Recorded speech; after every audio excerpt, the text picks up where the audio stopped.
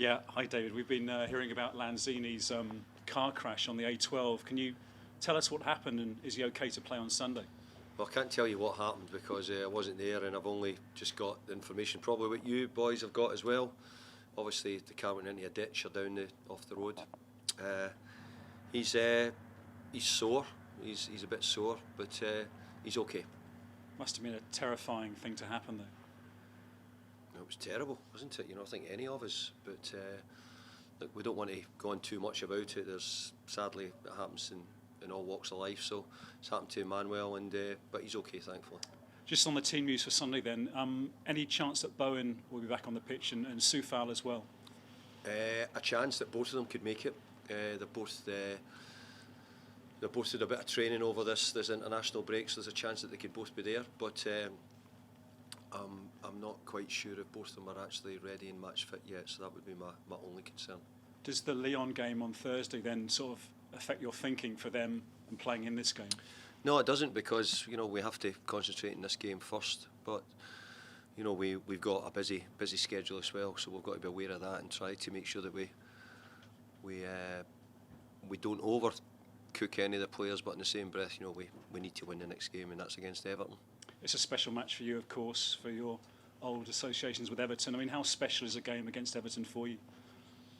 It was a great time in my career. I really enjoyed it. I had a brilliant period, 11.5 years at Everton. And I'm hoping that I can do something in a similar fashion here at West Ham. Trying to build the club up and get them a side who are regularly contending for Europe and being at the top end of the league. Having lots of international players, having boys who improve, who come from lower leagues and different things, and keep improving. So I'm hoping in some way that we can continue that here at West Ham. But I have to say it was a really good period for me at Everton. How would you compare with what you did there and what you're doing now at West Ham then? I see it's been much further on here at West Ham than we were at the time. For example, when we first went in at Everton, I think that it took me longer. Fortunately, I was given the time, which time in football management is not easy. So big thanks to all the people who supported me at Everton in those early days. But I hope by the end of it we had gone on and to be a side which, as I said earlier, was sort of more known for competing around the top end of the league. Obviously the table's looking quite scary for them. I mean, how much danger do you think they're in, and do you think Frank's going to get them out? I've been there with West Ham over the last few years. I know what it's like. It's not a position you want to be in. You don't enjoy it. You're looking at all the fixtures. You're looking where you can take points. Well, that's the way I looked at it when I took over at West Ham. That was the situation I was in here. So I'm sure Frank's probably doing the same. I think Everton are good enough to stay in the Premier League, and I think come the end of the season you'll probably find that. Just finally from me, 5 subs coming in next season. Are you in favour of that? Yeah. I have to say, about 2 years ago I wasn't in favour of it. I've certainly changed, I think, for a couple of different reasons. I think first of all is that I do think the welfare of the players and the amount of games has changed, and it's been difficult for so many clubs, and obviously still this year with the COVID and more games getting put in, it's meant that the need for extra substitution. So so I'm in favour of it. David, hello. Now that the international break is over, do you see this as the beginning of the final push towards a place in Europe? I do. I think that we've got about 8 Premier League games to go. We've got a couple of Europa League games to play. So it's a real good time in the season, and it's always been said, this is when you win things or you make things happen if you can. Your home form in recent weeks has been terrific. How important is it that you maintain that over these next few games? Really, really important, because it's. I think we've got four Premier League games to go, and as I said, we've got a European tie coming up as well. But so you can only do one at a time, and we've got to try and win the next game. You've already won at Everton this season, and as we were saying, your home form is good, and yet they have a fantastic record against West Ham when West Ham are playing at home. Is that something you ever take consideration of? It's something like. Never even knew what you've told me there. West Ham have won 1, drawn 4 and it. lost 9. But that makes no bones. Good, yeah. One last thing. I mean, you were talking about Everton. What are you expecting from your former club on Sunday?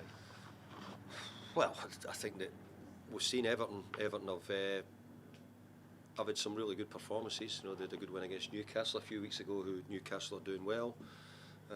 You know, I've seen them in other games where they'd probably be disappointed with how they've played. But that's the way the Premier League is. It's really difficult to judge. The games are tight. There's very little between a lot of the teams. So I expect Everton to come here and make it really hard for us, and it will be a tough game. We're under no illusions how hard this will be, and from our point of view, we have to try and keep winning to stay up with the teams at the top half of the league. So we've got a lot to play for. We feel as if it's more about us than it is about Everton. So I'm more concentrated on what we do here at West Ham and try and focus on keeping up with the teams near the top. And just one very last thought, David. You're talking about Jayden Bowen and the hope that he could be fit, but you'll have to wait and see. How much of a boost would it be if he can be on the field for you during this crucial run-in in terms of achieving your ambitions this season? Well, I expect him to be on the pitch, Jared, you know, in the coming weeks. I don't know if I can expect him to be on the pitch this week, but I can certainly expect him to be on it shortly. So he's a miss for us, but look, we've had periods when we've missed other key players and we've got through it, and you know, we've been missing Jared for a couple of weeks now, but hopefully he's not too far away. Get the mic back to him up. As the snow comes on. Oh God, it is as well. Yeah. Welcome to April. Yeah. David, in a busy time, do you approach it with excitement or apprehension? I'm really excited about this period now, because I think that, and I can sense it around the dressing room as well. You know, we've got a lot of good things going on at the moment.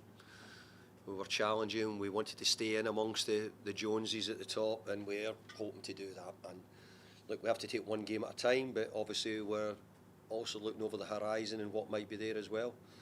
But our focus initially, we've got to try and see if we can beat Everton at home and keep in a good position in the league.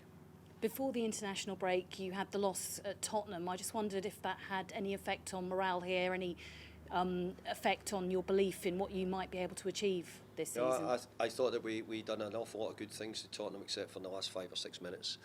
We were 2-1 down, gave ourselves every opportunity to be in the game right to the end, but when we gave the third goal away, then that put an end to it. So apart from those minutes in the game, I thought we actually done an awful lot of good things. You say you're going to take it one game at a time, but you've got the Lyon match coming up immediately after the game against Everton, and would you have one eye on that? Do you think your players will be thinking about that match? I think they'll be thinking about it. Why would you not think about a quarter-final of European competition? You should be thinking about it, but we've got a big game to deal with first, and obviously the focus for me and the team will be on Everton. We're not talking about Lyon today, or we're not looking at them in action or anything. We're only looking at Everton and what we can do to beat Everton. How well do you know Frank Lampard? Reasonably well. I got to know him a bit when he was Chelsea manager. I bumped into him on several occasions. I've always found him a real gentleman and an incredibly good football man. He comes from a great football family, so very knowledgeable and certainly understands the game. As a veteran, perhaps, of the game, what advice would you offer a young manager and maybe somebody who's currently in his position? Well, the great thing for me is to see that we're getting some young British coaches getting good jobs in the Premier League and hopefully good jobs in the Championship and further down as well, because we want to keep promoting many. We're always keen in this country to bring in the best coaches from overseas. We hear many getting mentioned at the moment and less British managers getting mentioned. So I think it's really important people like Frank Lampard, Steven Gerrard, keep sort of pushing it through and trying to keep it going. And you're right, I'm one of the slightly older ones, but no, I still feel young and I feel as if I can challenge them if I have to do so. And finally from me, there's a lot of conversation about booing of players at the moment because of what the fans booing Harry Maguire in the England game recently. And I think some managers think it's unfair, other managers are saying it's part of the game. I just wonder what your thoughts were on that, fans booing players. I think if you play football or you're managing football, I think you're always going to be booed at times in your career. Or I don't agree with it, but I think that if we're in this industry, I think it's going to happen. But I disagreed with the situation in midweek. You know, the game hadn't even started. I can understand if you had played badly or you'd made poor decisions, but the game hadn't even started and you weren't making, you know, you were getting that situation. So disagreed with that. Thank you, David. Thank you. Thanks, Emma.